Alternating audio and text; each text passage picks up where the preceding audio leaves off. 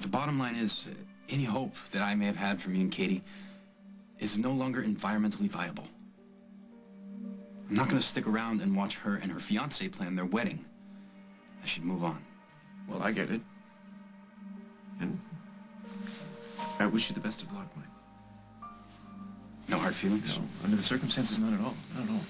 Look, there's nothing we could have did to change your mind. Afraid not. I'm going to go back to Worldwide and pack up my stuff. You mean you're leaving right away? Yeah, tonight, if I can. Sorry I'm not going to have a chance to say goodbye to Emma. Give her my best. Yeah, take care of yourself, Mike.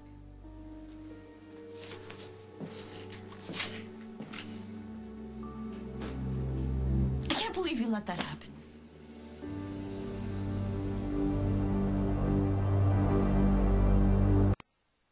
You saw how Mike handled the zoning board in there. We could never have gotten approval without him. Oh, so your faith in me just stops as soon as we get to the door to the zoning meeting? No, we need Mike. Not just to get the specs in order, but to make sure that this project lives up to everybody's expectations. We can't do this without him. Mike is really good at what he does. I'll give him that. He's 1 in a million even. But even if that's true, then so there are 60,000 other people in the world just as good as him. If the math I just did is right. But look, the point is, he found one of those people for us already. Yeah, good enough for Mike, I'm sure, and good enough for you. Maybe even good enough for Holden. But do you really think this guy would be good enough for my mother? Well, no one ever is, so I'm going to say no. Well, then I have to tell you right now that if this guy isn't Mike, he's not good for me either. I had no idea he meant so much to you. Mike is a friend of the family. He cares about the Snyders. You could see how much he respects us by the way he put so much work into this whole project. He cares about preserving the land as much as we do. It's not just another job for him. We can't lose him. All right, so what do you want me to do? Because as much as you want him to stay, it sounds like that's how much he wants to leave. I think he's made up his mind. Well, so unmake it for him. Okay. Okay. Just make sure Mike stays in Oakdale. Hey, you are. I've been looking everywhere for you. Well, what's wrong? Everything okay? Oh, couldn't be better. Okay, Margot's throwing an engagement party tonight for me and Katie. I wanted to invite you personally, 7 o'clock, Tom and Margot's place. Oh, wait a minute. You and Katie got engaged? That's fantastic. Yeah, thank you. Oh, my gosh, I'm so happy for you. Of course I'm going to be there. Can you make that Meg Snyder +1? No problem. More the merrier. Hey, I'll see you tonight. Okay. That was unexpected. Are you inviting me to a party so you can kiss me again? Not exactly. I do have an ulterior motive for asking you out. Really? Yeah. Well, I'm fond of ulterior motives. See further proof that we're meant to be together. I was hoping my inviting you would put you in a better mood. Well, it worked. So I can ask you again to try and keep Mike in town. Whatever you want. I'll give it my best shot.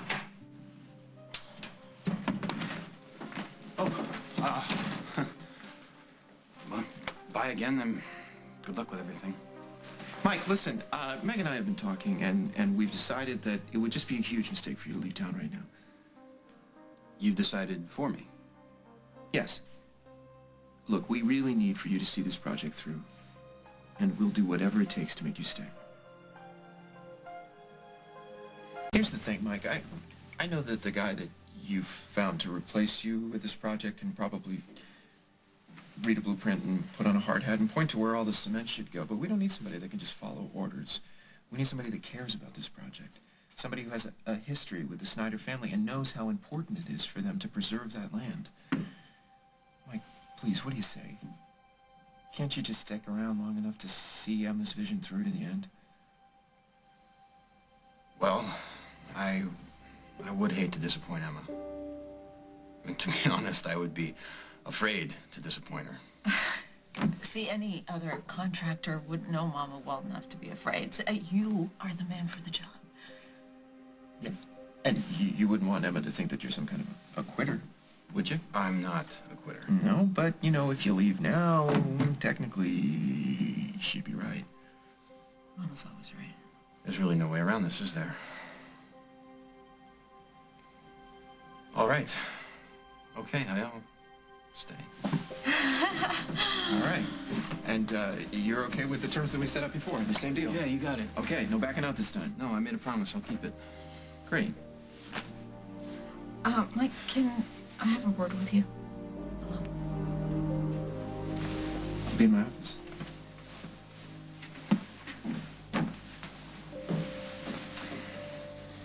You found out about Katie, didn't you? She's engaged to your cousin Brad? Yeah. How would you like some unsolicited advice?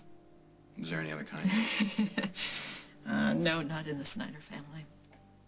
I get what you're going through. I've been through a lot of stuff, too. That's made me see things a lot clearer. Things that maybe I didn't want to see before. You know, when a relationship goes bad, before you decide whether you should move on or not, you need to figure out what went wrong in the first place. I don't think it would be right if you just ignored it or ran away. Because it didn't really work for me. I tried. Thanks for the advice, Meg.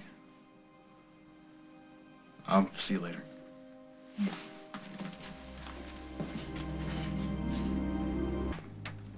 Hey. Thank you for convincing Mike to stay.